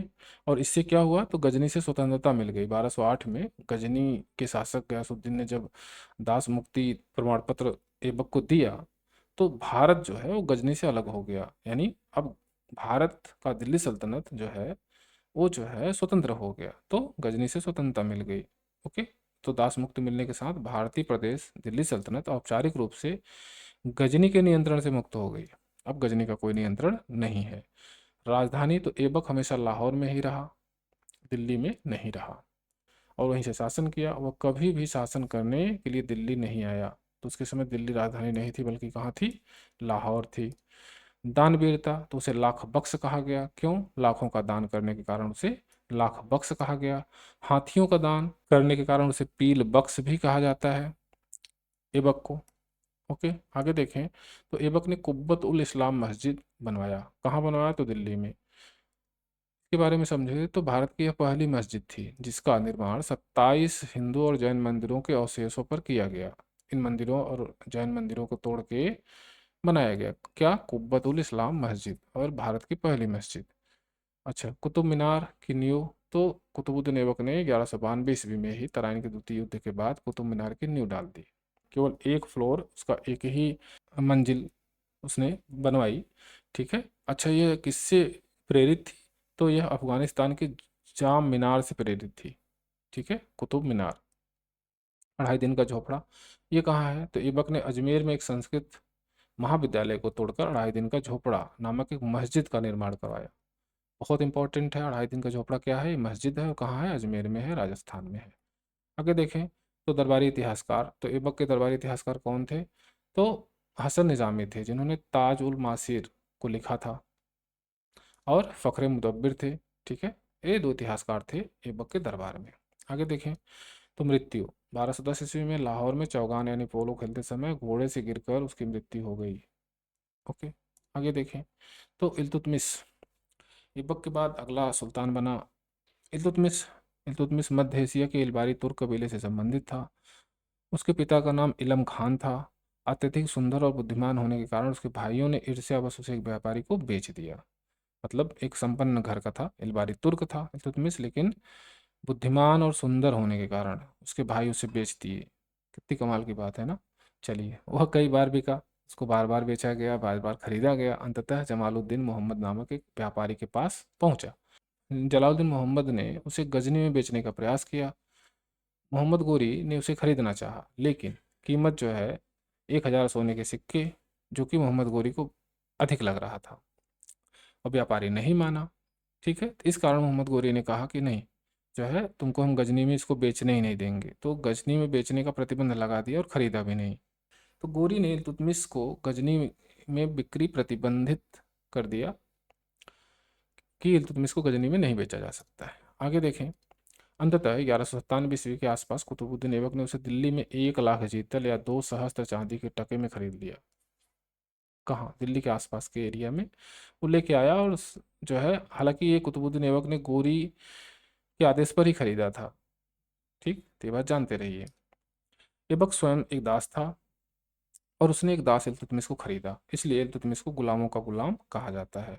ऐबक खुद गुलाम था, उसने एक गुलाम और खरीद लिया, तो गुलामों का गुलाम हो ही गया। सिंपल सी बात है। चलिए, इल्तुतमिश शब्द का अर्थ क्या है? राज्य का रक्षक या राज्य का स्वामी। इल्तुतमिश की योग्यता से प्रभावित होकर ऐबक ने उसे सर जहांदार यानी शाही अंगरक्षकों का प्रधान नियुक्त किया। बाद में उसे अमीर शिकार का महत्वपूर्ण पद दिया। किसने? ऐबक ने। तो आगे देखें, ऐबक ने अपनी पुत्री कुतुब बेगम का विवाह इल्तुतमिश से किया। वह ग्वालियर विजय के बाद वहाँ का अमीर और फिर बरन यानी बुलंदशहर का इक़्तिदार बना। सुल्तान बनने से पहले वह बदायूं का इक़्तिदार यानी गवर्नर था। आपसे पूछा जा सकता है कि इल्तुतमिश सुल्तान जब बना तो उसके पहले वो कहाँ का इक़्तिदार था? तो बदायूं का था। बहुत इंपॉर्टेंट है, और बदायूं बहुत इंपॉर्टेंट एक इक्ता थी दिल्ली की। ठीक है, जो उस समय सबसे महत्वपूर्ण इक्ता थी। आगे देखें, 1206 ईस्वी में खोखरों के विरुद्ध वीरता दिखाने के कारण मोहम्मद गोरी ने आदेश दिया ऐबक को कि इल्तुतमिश को दास से मुक्त कर दिया जाए। कब? 1206 ईस्वी में, जब खोखरों से युद्ध हो रहा था, उसमें इल्तुतमिश था। ऐबक ने उसको जो है दास मुक्त कर दिया था। इस बात को जानते रहिए। कब कर दिया था? 1206 ईस्वी में, यानी ऐबक से पहले ही इल्तुतमिश दास मुक्त हो चुका था। 1210 ईस्वी में ऐबक की मृत्यु के बाद लाहौर में उसके पुत्र आराम शाह को शासक बनाया गया। आराम शाह पुत्र था कि नहीं, इसमें कन्फ्यूजन है। ठीक है, लेकिन लाहौर में इसको जो है सुल्तान बनाया गया था। जब ऐबक की मृत्यु हो गई चौगान खेलते समय, दिल्ली दिल्ली की बात क्या है? तो दिल्ली के तुर्क सरदारों और मुख्य न्यायाधीश अमीर दाद अली ए इस्माइल ने इल्तुतमिश को बदायूं से दिल्ली बुलाया और सुल्तान बनने के लिए कहा। लाहौर में तो आराम शाह बन गया है। आगे देखें तो इल्तुतमिश ने दिल्ली का सुल्तान बनना कबूल कर लिया एक तरह से। 1210-11 ईस्वी में दिल्ली के निकट जूद के युद्ध में इल्तुतमिश ने आराम शाह को पराजित कर दिया। आराम शाह पराजित हो गए। कोई दिक्कत नहीं है। कब? 1210-11 ईस्वी में। अब जो है दिल्ली स्वतंत्र हो गई एक तरह से। दिल्ली की सुल्तान कौन हो गए? इल्तुतमिश। ठीक है, इल्तुतमिश को दिल्ली सल्तनत का वास्तविक संस्थापक माना जाता है, क्योंकि उसने दिल्ली को अपनी राजधानी बनाया, पहली बात तो। और भी कई कारण है वास्तविक संस्थापक माना जाता है क्यों, तो देखते हैं। गजनी के शासक ताजुद्दीन यल्दौज ने इल्तुतमिश की अधीनता सूचक चिन्ह दुर्वासा और नगाड़ा भेजे थे, जिसे शुरू में इल्तुतमिश ने स्वीकार कर लिया। गजनी का शासक कौन था? ताजुद्दीन यलदौज। इसने जो है, यह भी जो है गोरी का गुलाम था, तो इसने इल्तुतमिश को कहा कि आप मेरे अधीन हो जाओ भाई, ठीक रहेगा।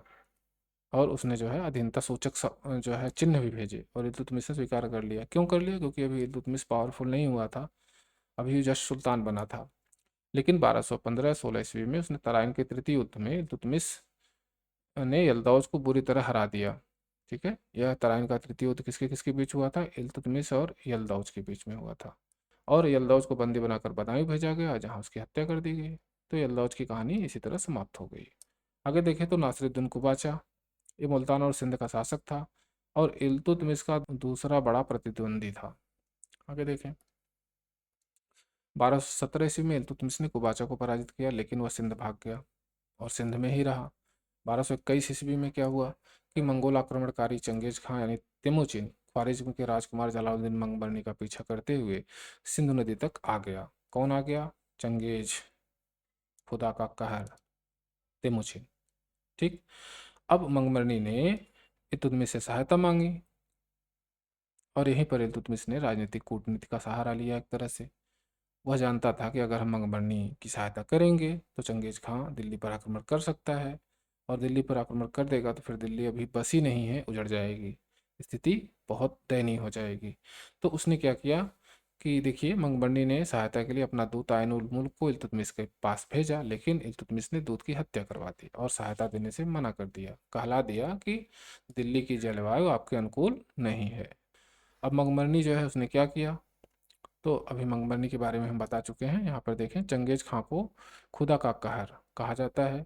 इल्तुतमिश की इस कूटनीति से नवनिर्मित दिल्ली सल्तनत को मंगोल विनाश से बचा लिया। वही बात जो हम आपको बता चुके हैं। देखिए, 1228 ईस्वी में इल्तुतमिश ने कुबाचा पर अंतिम आक्रमण किया। अपमानित होकर कुबाचा सिंधु नदी में डूबकर मर गया। तो इस तरह कुबाचा से भी मुक्ति मिल गई। यल्दौज से और कुबाचा से, दोनों से इल्तुतमिश को मुक्ति मिल गई।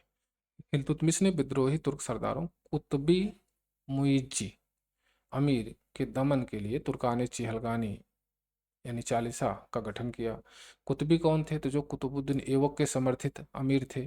और मुइज्जी कौन थे? जो गोरी, मोहम्मद गोरी के समर्थित अमीर थे। इनके खिलाफ, चूंकि ये पावरफुल हो चुके थे बहुत, तो इनके खिलाफ, इनके एंटी एक तुर्कान चहलगानी चालीसा का गठन किया था, जिसमें 40 तुर्क अमीर सरदार थे। ये 40 वफादार तुर्क गुलाम अधिकारी थे। कौन थे? गुलाम थे ये भी, और 40 के 40 गुलाम थे। ठीक, एक समूह था। इसने भारत में एकता प्रणाली को संस्थागत रूप दिया, इल्तुतमिश ने। ठीक है, हमने देखा कि गौरी ने पहली एकता कुतुबुद्दीन ऐबक को दी थी। इल्तुतमिश ने क्या किया? इसने एकता प्रणाली को संस्थागत, एक संस्था के रूप में परिवर्तित किया और ढेर सारी एकताओं का आवंटन किया। क्या है ये एकता? भूमि हस्तांतरण पर आधारित थी। इसका अर्थ है भूमि का टुकड़ा जिस पर राजस्व वसूलने का अधिकार। क्या था? राजस्व वसूलने का अधिकार, यह इक्ता था। इसके धारक को मुक्ता या इक्तादार कहा जाता था। जिसको जो है इक्ता मिलती थी उसको मुक्ता या इक्तादार कहा जाता था। इक्तादारों का पद वंशानुगत नहीं था। ये बहुत अ, अलग विशेषता है, सामंतवाद से अलग विशेषता है कि वंशानुगत नहीं था, इनका स्थानांतरण होता रहता था इक्तादारों का। इल्तुतमिश ने एक केंद्रीय सेना का गठन किया जिसे हस्म एक कल्ब कहा जाता था। हस्म एक कल्ब, हस्म ए कल्ब। ठीक है, ये जानते रहिए। आगे देखें नेक्स्ट। उसने न्याय व्यवस्था के लिए अपने महल के सामने 2 संगमरमर के शेर बनवाए, जिनके गले में न्याय की जंजीर या घंटियां बांध दी गई। जिसको किसी को न्याय चाहिए तो वो जो है महल में आए और इन घंटियों को बजाए, तो उनको न्याय मिलता था। लाल वस्त्र पहनकर जनता सुल्तान से न्याय की मांग कर सकती थी, जैसा रजिया ने किया था। तो न्याय मांगने के लिए एक और तरीका था, वो था लाल वस्त्र। लाल वस्त्र पहनकर आप जो है न्याय मांग सकते थे। 18 फरवरी 1229 ईस्वी को बगदाद के अब्बासी खलीफा अल मुस्तसिर बिल्लाह से इल्तुतमिश को खिलयत मान्यता पत्र प्राप्त हुआ। यानी अब्बासी खलीफा अल मुस्तसिर ने जो है इल्तुतमिश को खिलयत दी, यानी मान्यता दी। दिल्ली को एक अलग साम्राज्य के रूप में, एक राज्य के रूप में मान्यता दी। किसने दी? बगदाद के खलीफा ने दी। अब दिल्ली जो है वो वैध हो गई। ओके, दिल्ली की सल्तनत वैध हो गई, सुल्तान वैध हो गया। इसलिए जो है इल्तुतमिश को दिल्ली सल्तनत का वास्तविक संस्थापक माना जाता है। खलीफा ने उसे सुल्तान ए आजम और नासिर उल मोमिनीन की उपाधि दी। ये आप जानते रहिए। वह शुद्ध अरबी सिक्के चलाने वाला पहला तुर्क सुल्तान था। इल्तुतमिश शुद्ध अरबी सिक्का चलाने वाला। इसके पहले हमने देखा कि गजनी का सिक्का, मोहम्मद गजनवी का, उसमें जो है संस्कृत में लिखा हुआ था, अरबी में लिखा हुआ था, यानी कुछ न कुछ भारतीय चिन्ह अपनाए गए थे। उसके बाद हम लोगों ने गोरी को देखा, तो उसके सिक्कों पर भी नंदी के, लक्ष्मी के चित्र, आकृतियां अंकित थी। पहला शुद्ध अरबी सिक्का, यानी इसमें किसी भारतीय चिन्ह का प्रयोग नहीं किया गया था, वो किसने चलाया? इल्तुतमिश ने चलाया। उसने चांदी का टका चलाया जो 175 ग्रेन का था। तांबे का जीतल चलाया। ठीक है, तो ये आप जानते हैं। आगे देखें तो सिक्कों पर टकसाल का नाम लिखवाने की परंपरा इल्तुतमिश ने शुरू की थी। बहुत इंपॉर्टेंट है। भारत में टकसाल पर नाम लिखवाने की परंपरा इल्तुतमिश ने शुरू की। इतिहासकार नेल्सन राइट ने इल्तुतमिश को मुद्रा विशेषज्ञ कहा है। क्या कहा है? मुद्रा विशेषज्ञ। 1225 से 27 ईस्वी के दौरान बंगाल के विद्रोही गयासुद्दीन निवाज खिलजी को पराजित किया इल्तुतमिश ने। तो बंगाल पर भी अपना अधिकार किया था इल्तुतमिश ने। इल्तुतमिश का बड़ा पुत्र नासिरुद्दीन महमूद, जो 1227-29 ईस्वी के बीच बंगाल का गवर्नर रहा, बिहार से लड़ते हुए वो मारा गया, उसकी मृत्यु हो गई। और ये भारत में बनने वाला पहला मकबरा था। सुल्तानगढ़ी भारत में निर्मित होने वाला पहला मकबरा है, इसलिए इल्तुतमिश को मकबरा निर्माण शैली का पितामह कहा जाता है, ग्रैंडफादर। और किसका मकबरा था ये? नासिरुद्दीन महमूद का। कौन था ये? इल्तुतमिश का लड़का था। उसने कुतुब मीनार के निर्माण का कार्य पूरा करवाया। तो कुतुबुद्दीन ऐबक ने केवल एक ही फ्लोर बनाया था, एक ही मंजिल बनाई थी। उसके बाद ऊपर जो है इल्तुतमिश ने बनवाया, पूरा करवाया। आगे देखें, इल्तुतमिश ने दिल्ली में मदरसा नासिरिया अपने लड़के के नाम पर, नासिरुद्दीन महमूद के नाम पर मदरसा नासिरिया बनवाया। और मुइज्जी मदरसा की स्थापना की, मुइजुद्दीन गोरी, मोहम्मद गोरी के नाम पर। तो दो मदरसे उसके बनवाए थे इल्तुतमिश ने। प्रसिद्ध इतिहासकार मिनहाज उस सिराज, जिन्होंने तबकात नासिरी लिखा है, उसके दरबार में थे। 1236 ईस्वी में बामियान साल्ट रेंज अभियान के दौरान वह बीमार पड़ा और 30 अप्रैल 1236 ईस्वी को इल्तुतमिश की मृत्यु हो गई। मृत्यु से पहले उसने अपनी योग्य पुत्री रजिया को अपना उत्तराधिकारी घोषित किया था, जो भारतीय इतिहास की एक अनोखी घटना थी। यह व्यवस्था ईरान में थी, ईरान से इसने लिया था कि पिता की मृत्यु के बाद उसकी पुत्री भी सुल्तान बन सकती थी। चलिए, रजिया सुल्तान दिल्ली सल्तनत और पूरे मध्यकाल की पहली और एकमात्र महिला मुस्लिम शासिका थी। आगे देखें रजिया के बारे में। तो रजिया का वास्तविक नाम रजियतुद्दीन या जलालत उद्दीन रजिया था। इसके पिता इल्तुतमिश थे और माता का नाम तुर्कान खातून था, जो कुतुबुद्दीन ऐबक की पुत्री थी। इल्तुतमिश ने ग्वालियर अभियान के बाद रजिया को अपना उत्तराधिकारी नामित किया था, पहले ही उत्तराधिकारी नामित कर दिया था। रजिया की दिल्ली सत्ता पर लोकमत यानी जनता के समर्थन के माध्यम से बैठने वाली पहली शासिका थी। तो जनता द्वारा समर्थन मिला था इसको। इसको जो है सुल्तान बनाया नहीं गया था। उसने जुम्मे की नमाज के समय लाल वस्त्र पहनकर जनता से अपने हक के लिए न्याय की मांग की थी। रजिया ने महिला पोशाक त्याग कर कुबा यानी कोट और कुर्ता, कुलाह यानी टोपी पहनना शुरू किया। तो रजिया ने क्या किया कि महिला पोशाक त्याग दिया था। ठीक, ओके। आगे देखें तो वह पुरुषों की तरह हाथी पर सवार होकर बाहर निकलती थी, दरबार में बिना पर्दे की बैठती थी। और यह बात जो अमीर थे, जो उलेमा वर्ग थे, उनको कतई ठीक नहीं लगती थी। इसलिए रजिया के खिलाफ विद्रोह हो गया। रजिया ने जमालुद्दीन याकूत, एक अबसीनियाई हबसी, को अमीर ए यार या अमीर ए आखोर शाही अस्तबल का प्रधान नियुक्त किया था। ठीक है, अमीर ए आखोर का पद दिया था किसको? जमालुद्दीन याकूत को।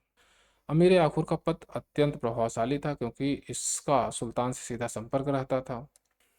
रजिया ने राजनीति से धर्म यानी उलेमा वर्ग को अलग कर दिया और स्वतंत्र निर्णय लिया। इससे जो है उलेमा वर्ग इससे खफा हो गया। इतिहासकार मिनहाजुल सिराज के अनुसार रजिया में एक अच्छे शासक के सभी गुण मौजूद थे। ओके, रजिया के शासनकाल की जानकारी मुख्य रूप से मिनहाज की पुस्तक तबकात नासिरी से मिलती है। आगे और देखें, रजिया सुल्तान बनने का सबसे पहले विरोध इल्तुतमिश के वजीर निज़ामुल मुल्क जुनैदी ने किया था। अच्छा, ये आगे देखें तो रजिया के खिलाफ विद्रोह करने वाले प्रमुख अमीरों में एतगीन, कबीर खान, अयाज और अल्तुनिया शामिल थे। तुर्क अमीरों में रजिया की सख्ती को कम करने के लिए चालीसा यानी चहलगानी दल के माध्यम से षड्यंत्र रचे। जो अमीर थे वो चालीसा के सदस्य ही थे। ओके। अच्छा, रजिया और याकूत के बीच प्रेम संबंधों का आरोप इतिहासकार इसामी और फरिश्ता ने लगाया है। हालांकि समकालीन इतिहासकार मिन्हाज ने रजिया और याकूत के संबंधों को निष्कलंक बताया है। तो याकूत और रजिया के बीच का जो संबंध है था वो कैसा था ये तो क्लियर नहीं है, लेकिन इसामी और जो है फरिश्ता ने उस पर जो है आरोप लगाए हैं। रजिया के खिलाफ पहला सफल विद्रोह किसने किया, तो लाहौर के इक़्तिदार मलिक कबीर खान अयाज ने किया। इसे आप जानते रहिए, पूछा गया है कई बार कि सबसे पहला विद्रोह किसने किया, तो कबीर खान ने किया। बठिंडा तबर हिंद के गवर्नर अल्तुनिया ने रजिया के विरुद्ध विद्रोह किया और उसे बंदी बना लिया। विद्रोह के दौरान रजिया के विश्वासपात्र याकूत की हत्या कर दी गई। सत्ता वापस पाने की कूटनीति के तहत रजिया ने अपने विद्रोही अल्तुनिया से विवाह कर लिया। रजिया की अनुपस्थिति में दिल्ली के अमीरों ने इल्तुतमिश के तीसरे पुत्र बहराम शाह को सुल्तान घोषित कर दिया था दिल्ली में। इधर जो है रजिया ने अल्तुनिया से विवाह कर लिया था। ठीक, अब विवाह करके जो है दुनिया के साथ दिल्ली पर इसने आक्रमण किया, हम देख लेंगे। पहले देखते हैं, बहराम शाह के समय नायब ए ममलिकात नामक एक नया पद बनाया गया जिस पर पहली नियुक्ति एतगिन की हुई।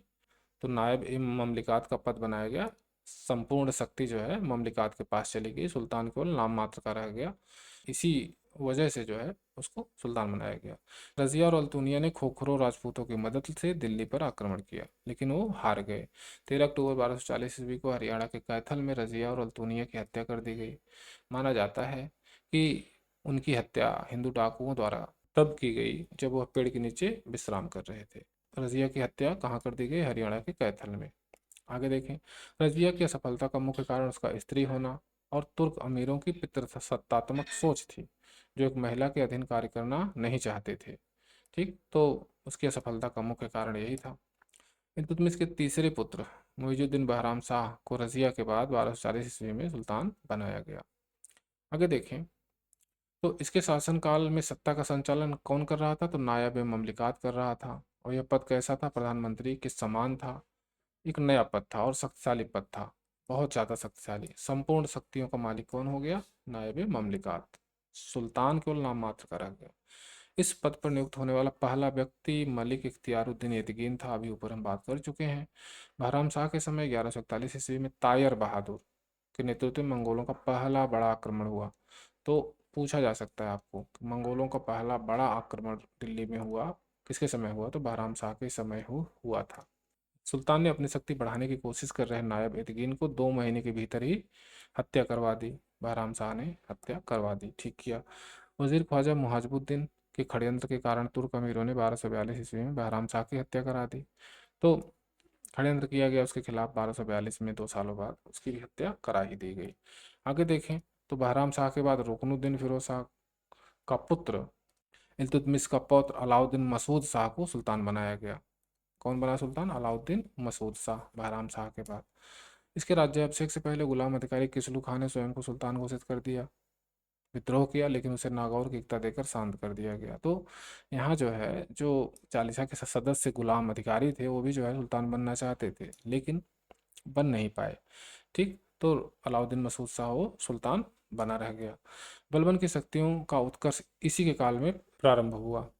उसे अमीर हाजिब यानी दरबारी शिष्टाचार का प्रमुख नियुक्त किया गया बलबन को, किसके समय, अलाउद्दीन मसूद शाह के समय। मसूद शाह ने अपने चाचा नासिरुद्दीन महमूद को जेल से मुक्त करा और बहराइच का गवर्नर बनाया। आगे देखें, तो बलबन ने षड्यंत्र रचकर मसूद शाह को 1246 ईस्वी में हटा दिया और नासिरुद्दीन महमूद को गद्दी पर बैठा दिया। कौन, बलबन ने। आगे देखें, तो नासिरुद्दीन महमूद इल्तुतमिश के पौत्र पुत्र था। कौन था, पौत्र था, पुत्र नहीं था, एक पुत्र का पुत्र था नासिरुद्दीन महमूद इल्तुतमिश का, जिसने लगभग 20 वर्षों तक शासन किया। इसे सल्तनत का औरंगजेब कहा जाता है क्योंकि अत्यंत सरल और धार्मिक स्वभाव का था। ठीक है, औरंगजेब की तरह इसने कार्य तो नहीं किए, लेकिन एकदम सादगी से रहता था। वह अपनी आजीविका चलाने के लिए टोपी सिलता था और कुरान की प्रतियां लिखता था। उसने स्वयं को राज्य का स्वामी नहीं बल्कि केवल ट्रस्टी माना है, नासिरुद्दीन महमूद ने। उसने बलबन को अपना नाइब ममलिकात बनाया और उसे उलू खान की उपाधि प्रदान की। नासिरुद्दीन महमूद बलबन का दामाद था। उसने बलबन की पुत्री हुजैदा से विवाह किया था। 1253 ईस्वी में एक भारतीय मुसलमान इमादुद्दीन रिहान ने षड्यंत्र कर बलबन को कुछ समय के लिए पद से हटा दिया था। तो थोड़ा सा एक हिंदू कन्वर्टेड मुसलमान था इमादुद्दीन रिहान, और इसने प्रयास किया दिल्ली की सत्ता हड़पने का, लेकिन जो है बलबन फिर से वापस आ गया। चलिए देखते हैं, इतिहासकार मिन्हाज सिराज ने अपनी प्रसिद्ध पुस्तक तबकात नासिरी नासिरुद्दीन महमूद को समर्पित की है। तो मिन्हाज उस सिराज ने जो तबकात नासिरी लिखी है वो नासिरुद्दीन महमूद को समर्पित है। 1258 ईस्वी में मंगोल नेता हलाकू खान के दूत का दिल्ली में भव्य स्वागत हुआ। व्यास नदी को दोनों साम्राज्यों की सीमा मान ली गई। तो बलबन के समय, नासिरुद्दीन के समय जो है व्यास नदी ये जो है मंगोल और सल्तनत की सीमा थी। 1265-66 ईस्वी में नासिरुद्दीन की मृत्यु के बाद बलबन स्वयं सुल्तान बना। कुछ इतिहासकारों के अनुसार बलबन ने उसे विष दे दिया था, ससुर ने दामाद को मार दिया था एक तरह से, ऐसा। बलबन का मूल नाम बहाउद्दीन था। सुल्तान बनने पर उसने गयासुद्दीन की उपाधि धारण की। वह इलबारी तुर्क था, ऐसा बताता था कि हम इलबारी तुर्क हैं। वो था गुलाम। आगे देखें, स्वयं को ईरान का पौराणिक योद्धा अफरासियाब का वंशज मानता था। ठीक, आगे देखें, बलबन इल्तुतमिश द्वारा बनाए गए तुर्कान चहलगानी चालीसा का सदस्य था, लेकिन सुल्तान बनने के बाद उसने इसे पूरी तरह समाप्त कर दिया। तो तुर्कान चहलगानी का सदस्य था, ये चालीसा का सदस्य था, लेकिन इसने चालीसा को समाप्त कर दिया, सबको धीरे धीरे मरवा दिया। सुल्तान के पद की प्रतिष्ठा बहाल करने के लिए उसने राजत्व का सिद्धांत, किंगशिप थियरी, लागू किया। तो उसने स्वयं को नियामत ए खुदाई, ईश्वर का प्रतिनिधि, जिल्ल ए इलाही, ईश्वर की छाया घोषित किया। ठीक है, ऐसी उपाधियां बलबन ने ली, नियामत ए खुदाई। आगे देखें तो उसने विद्रोहियों और अपराधियों के दमन के लिए रक्त और लौह की नीति अपनाई, policy of blood and iron अपनाई। उसने दिल्ली के आसपास मेवातियों को का क्रूरता से दमन किया, जंगलों को कटवा कर वहाँ पुलिस चौकियाँ और किले बनवा दिए। ठीक है, ये मेवाती जो है लूटपाट करते थे दिल्ली में बहुत ज़्यादा, इससे व्यापार और जनता को बड़ा दुख था, बड़ा कष्ट था, तो उसने ऐसा किया। बलबन ने रुहेलखंड में कटेहर के विद्रोह को अत्यंत निर्दयता से कुचला। तो जो है इसने यही रक्त और लौह की नीति अपनाई विद्रोहियों के खिलाफ। उसके शासनकाल की सबसे महत्वपूर्ण घटना बंगाल के इक़्तिदार तुगरिल खान का विद्रोह था। बहुत कई बार विद्रोह हुआ, उसे दबाने के लिए स्वयं बंगाल गया था। ठीक है, तुगरिल खान को बाद में जो है पकड़ लिया गया, पकड़ के मार दिया गया। आगे, बंगाल विजय के बाद उसने अपने पुत्र बुगरा खां को वहाँ का गवर्नर नियुक्त किया। दरबार में अनुशासन बनाए रखने के लिए उसने हंसने, मदिरापान करने, संगीत पर पूर्ण प्रतिबंध लगा दिया था। उसने ईरान की परंपराओं के अनुसार सिजदा और पायबोस की प्रथा शुरू की थी। सिजदा क्या है तो घुटनों के बल बैठकर सिर झुकाना, और पायबोस क्या है तो सुल्तान के पैर चूमना। बलबन ने भारत में फारसी त्यौहार नौरोज को मनाना प्रारंभ किया। नौरोज ये फारसी ईरानी त्यौहार है। वह तुर्क नस्लवाद का कट्टर समर्थक था, निम्न कुल के लोगों को उच्च पदों पर नियुक्त नहीं करता था। इल्तुतमिश भी कुछ इसी तरह का था। ठीक है, दोनों एक ही तरह के थे कि जो पद थे, राजकीय पद थे, उस पर जो है निम्न कुल के व्यक्तियों की नियुक्ति नहीं होती थी। उसने सैन्य व्यवस्था को सुदृढ़ करने के लिए एक अलग सैन्य विभाग, दीवान आरिज की स्थापना की। तो ये बड़ा इंपॉर्टेंट है, दीवान आरिज की स्थापना किसने की तो बलबन ने की। यह सैन्य डिपार्टमेंट है। इमादुल मुल्क को दीवान आरिज पहला प्रमुख बनाया, यानी आरिज ममलिकात बनाया। तो आप ये जानते रहिए, इमाद उल मुल्क को उसने जो है पहला आरिज बनाया। उसने साम्राज्य में सूचनाओं के लिए एक सशक्त गुप्तचर विभाग को संगठित किया। उसके अधिकारियों को बरीद कहा जाता है। उसने बरीदों की नियुक्ति की जो कि पूरे साम्राज्य की सूचना उसको देते थे। बलबन ने न्याय व्यवस्था में कोई रियायत नहीं बरती। अपने संबंधी इक़्तिदार जैसे मलिक बकबक, हैबत खान को भी सार्वजनिक रूप से कोड़े लगवाए। तो वो जो है न्याय करता था एक तरह से। आगे देखें, उत्तर पश्चिम सीमा बहुत इंपॉर्टेंट है। मंगोलों से सुरक्षित करने के लिए उसने दुर्गों की एक श्रृंखला बनवाई, यानी पहली बार किसी ने ध्यान दिया उत्तर पश्चिम वाला क्षेत्र जहाँ से मंगोल बार बार हमला कर रहे थे। और सुरक्षा की भावना के कारण उसने अपने चचेरे भाई और प्रसिद्ध योद्धा शेर खान को विष देकर मरवा दिया। तो ये जो है, इसको किसी से भी दिक्कत होती थी तो उसे मरवा देता था। बलबन के समय का सीमांत क्षेत्र मुख्य रूप से ब्यास नदी तक सीमित था, तो आपको बता चुके हैं। 1285 ईस्वी में मंगोलों से लड़ते हुए बलबन के प्रिय पुत्र शाहजादा मोहम्मद की मृत्यु हो गई, जिससे बलबन को गहरा आघात लगा। 1285 ईस्वी में अमीर खुसरो और अमीर हसन दहलवी ने अपने साहित्यिक जीवन की शुरुआत शाहजादा मोहम्मद के संरक्षण में ही की थी। तो आप जानते रहिए कि सबसे पहले अमीर खुसरो को शाहजादा मोहम्मद ने संरक्षण दिया था। ओके, 1287 ईस्वी में पुत्र शोक के कारण बलबन की मृत्यु हो गई। आगे देखें, तो बलबन ने अपने पौत्र कै खुसरो मोहम्मद का पुत्र था को अपना उत्तराधिकारी चुना था, लेकिन तुर्क अमीरों ने षड्यंत्र कर बुगरा खां के पुत्र कैकूबाद को सुल्तान बना दिया। यानी ये कै खुसरो सुल्तान नहीं बन पाया। ठीक है। कैकूबाद के समय सत्ता का वास्तविक शक्ति निजामुद्दीन के हाथ में थी। ये कोतवाल था दिल्ली का। अमीर खुसरो की पुस्तक किरानुस्सादैन में कैकूबाद और उसके पिता बुगरा खां कि अयोध्या में हुए ऐतिहासिक मिलन का वर्णन है। ठीक है। तो बुगरा खां कहाँ था? तो बंगाल में था, और बंगाल से कैकूबाद से मिलने आया था। कहाँ? अयोध्या में। दोनों का मिलन हुआ और उस मिलन का वर्णन अमीर खुसरो ने किरान उस्सादैन में किया है। आगे देखें तो ममलूक वंश का अंतिम शासक शमसुद्दीन क्यूमर्स था, कैकूबाद का अल्पायु पुत्र, छोटा सा पुत्र था ये शमसुद्दीन क्यूमर्स, जिसकी हत्या कर जलालुद्दीन खिलजी ने 1290 ईस्वी में खिलजी वंश की स्थापना की। ठीक है। तो मुझे बताइएगा कि इसमें जो है आपको कितने पॉइंट्स आते थे, और आगे खलजी वंश से लेके